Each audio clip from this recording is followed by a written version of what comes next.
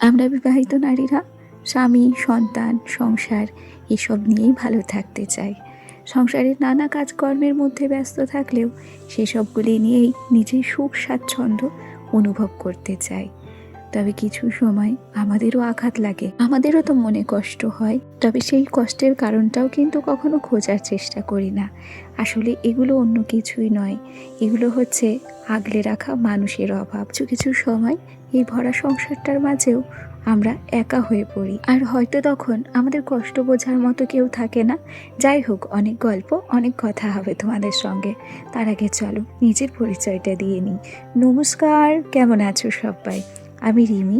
আজকে আমার আরও একটি নতুন ব্লগে তোমাদের সবাইকে অনেক অনেক স্বাগত জানাই। ঘড়ির কাঁটায় বাজছে এখন সকাল 7টা। আজকে সকাল 7টাতেই উঠেছি, আর ওঠার পরেই সংসারের কাজকর্মে লেগে গেছি। প্রথমেই দেখলে ঘরের সামনের ইটগুলোকে নামিয়ে নিলাম। আসলে পরশুদিন রাত্রে না আমার ঘরের সামনে ইটগুলো দিতে মনে ছিল না। কুকুরের বাচ্চাগুলো আমার ঘরে ঢুকে আমার জুতো কামড়েছে। রাত 1টার সময় উঠে দেখি কুকুরের বাচ্চা আমার ঘরে। তখন তো আর বাইরে উঠে আর ইট দেওয়া যাচ্ছিল না, তাই সেদিনকের মতো ইট আর দিয়েছিলাম না। তো আজকে আমার শিক্ষা হয়ে গেছে, সেজন্য ভুলটুকু আর করিনি। আমার শাশুড়ি মা বাড়ি নেই, সেই জন্য এই সংসারের সমস্ত যাবতীয় দায় দায়িত্ব এই কদিন আমার ঘাড়ে এসে পড়েছে। কেন কি, উনি গেছে গঙ্গাসাগরে। যাই হোক, উনি তো সচরাচর কোথাও বেড়াতে যান না, সেরকমভাবে বছরান্তর একবারই বেড়াতে যান। সুতরাং ওনার স্বাধীনতায় হস্তক্ষেপ করার অধিকার আমার নেই, আর আমি তা করতেও পারি না। এই থাকলে তো সকালের যাবতীয় বাসি কাজকর্ম, উঠোন ঝাড় দেওয়া থেকে শুরু করে এই যে জায়গায় জায়গায় লেপা, সব কিছু করে। গেছে তো 2-5টা দিনের জন্য। বাড়ির বউ হয়েছি, যদি এই কাজগুলো নিজে করতেই না পারি, তাহলে বউ হিসেবে নিজেকে পরিচয় দেওয়াটা কি ঠিক হবে? হবে না তো। তবে সত্যি কথা বলি, আমার শাশুড়ি মায়ের অনুপস্থিতিটা এখন হাড়ে হাড়ে টের পাচ্ছি।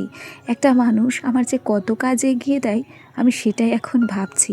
এই যে কাজগুলো করতে মোটামুটি আমার অনেকটা সময় লাগে, আর উনি যখন বাড়িতে থাকেন তখন তো এগুলো আমার করতে হয় না। আমি ঘুম থেকে উঠেই নিজের বাসি কাজকর্মটুকু করে ঘরদোর ঝাড় দিয়ে রান্নাবান্নার কাজে লেগে পড়ি। সময়ও কম লাগতো, কাজও খুব তাড়াতাড়ি হতো। তবে এখন এই বাড়তি কাজগুলো যেহেতু করতে হচ্ছে, সেই জন্য সময় অনেকটা বেশি লাগছে, আর সেই সাথে খাটনি তো হচ্ছে। যাই হোক, 2 ঘর ঝাড় দিয়েছি, তারপর উঠোনও ঝাড় দেওয়া হয়ে গেছে। এখন সুন্দর করে উঠোনে কিন্তু মারুলি দিয়ে নিলাম। প্রত্যেকটা দিন উঠোনে যখন এরকম গোবর দিয়ে কিংবা মাটি দিয়ে মারুলি দেওয়া হয়, তখন কিন্তু ঘরবাড়িটা দেখতে বেশ ভালোই লাগে। আসলে আমাদের গ্রামের দিকে না প্রত্যেকটা বাড়িতেই কিন্তু এরকম ছোট্ট ছোট্ট গোল গোল করে সকালবেলা লেপা হয় প্রত্যেকটা দিন। আমিও চেষ্টা করি প্রত্যেক দিন লেপার। তবে শাশুড়ি মা গেছে আজকে 2 দিন হলো, এই 2 দিন ধরেই আমি লেপছি। তার আগে উনি কিন্তু লেপতো। যাই হোক, সকালের বাসি কাজকর্ম সারা হলো, বাসি নাইটিটাও চেঞ্জ করা হয়ে গেছে। এখন একটু ব্রাশ করে নিচ্ছি। আর ওদিকে তোমরা খেয়াল করেছো, সকাল থেকে আমার চোখে সানগ্লাস। আসলে আমার বর অফিস থেকে সেই ভাইরাল কনজাংটিভাইটিস বাঁধিয়ে নিয়ে এসেছিল। তারপর কিন্তু আমার ছেলের হয়েছিল। ছেলের যেই একটু কমেছে, অমনি কিন্তু আমার হয়েছে জানো। প্রচুর বিপদে পড়ে গেছি। সত্যি কথা বলতে কি, শরীরের কোনো জায়গায় কোনো কিছু হলে আমাদের কিন্তু ভীষণ কষ্ট হয়। আসলে শরীরের প্রত্যেকটা অঙ্গ প্রত্যঙ্গ একে অপরের পরিপূরক, কাউকে ছাড়া আমাদের চলা কিন্তু ভীষণ অসম্ভব, তাই না? যাই হোক, মুখ ধুয়ে তারপর সোজা চলে এসেছি এ ঘরে। গ্যাসটাকে আগেই পরিষ্কার করে নিয়েছিলাম। ওদিকে ছোট্ট ওভেনে সোনার জন্য বসিয়ে দিয়েছি দুধ, আর এদিকে বসিয়েছি একটু চা। অন্যান্য দিনের মতো আজকেও কিন্তু দুধ চা করব। আর এই দুধ চা খাওয়াটা আমার এক প্রকার নেশাতেই পরিণত হয়েছে, যেটাকে আমি চাইলেও ছাড়তে পারছি না। আর খেয়াল করো, দুধ চাটা কি দারুণ ফুটছে, তাই না? আর সেই সাথে চায়ের কালারটাও কিন্তু ভারী সুন্দর এসেছে। যাই হোক, চা আমার কিন্তু হয়ে গেছে, আর চাটাকে আমি অফ ক্যামেরায় ছেঁকে নিয়েছি। সেই সাথে নিয়েছি 2টো বিস্কুট।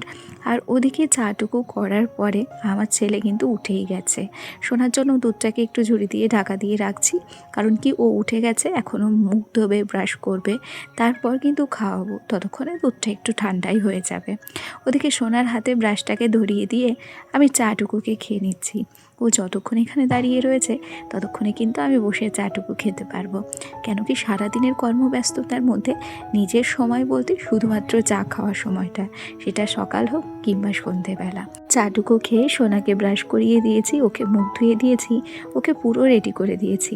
আর এখন আমি সোজা চলে এসেছি রান্নাঘরে। আজকে রান্না করব হচ্ছে ডাল, আর সেই সাথে পেঁয়াজ কলি দিয়ে আলু দিয়ে ভাজা। ওদিকে ডালটাও কিন্তু সিটি দেওয়া হয়ে গেছে। সাইডে খেয়াল করো একটুখানি হলেও প্রেশার কুকারটা দেখা যাচ্ছে। ডালটা প্রেশার কুকারে রয়েছে। এদিকে বড় কড়াইটা চাপিয়ে আলু আর পেঁয়াজ কলিটা আমি ভাজা করতে বসিয়েছি। প্রত্যেক দিন সবজি কিন্তু আমাদের বেশি রান্না হয়।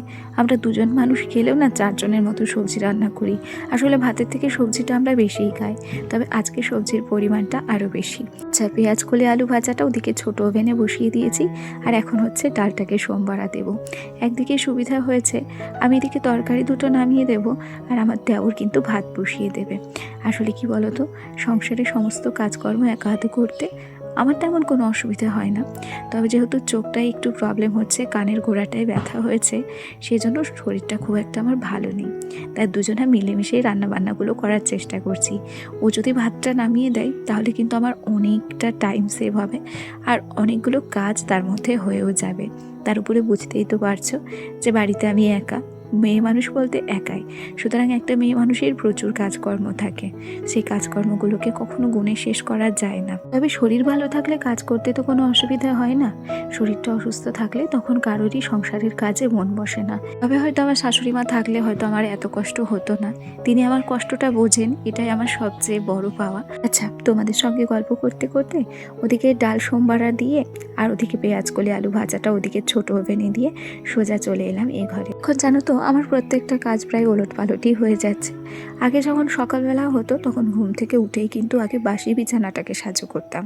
তবে এখন যেহেতু সময়ের সাথে সাথে সব কিছু পরিবর্তন হয়েছে, ছেলেটা বড় হচ্ছে, ওর স্কুল সামলাতে হচ্ছে, ওর খাওয়া দাওয়া, সেই সাথে সংসারের যাবতীয় কাজ সামলাতে হচ্ছে, ওদিকে বাইরের কাজগুলো সামলাতে গিয়ে এ ঘরের বিছানা গোছাতে আমার কিন্তু অনেকটা দেরি হয়।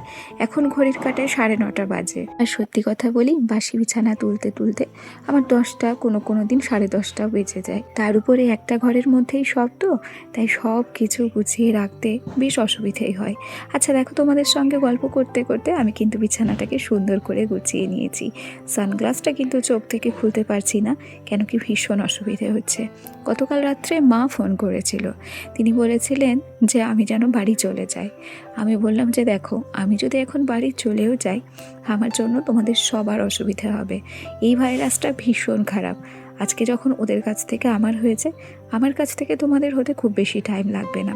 সুতরাং নিজের জন্য আর 5টা মানুষের ক্ষতি করে কি কোনো লাভ আছে? তাই একটু কষ্ট হলেও ভাবছি কটা দিন আমি এখানেই থেকে যাব। যখন চোখটা ঠিক হয়ে যাবে তখন 2 দিন গিয়ে ঘুরে আসবো। আচ্ছা দেখো, বিছানাটাকে গুছিয়ে নেওয়ার পর সোনা যে জামা কাপড়গুলো ছিল সেগুলো আমি কিন্তু সুন্দর করে গুছিয়ে তারপর আলমারিতে রেখে দিলাম।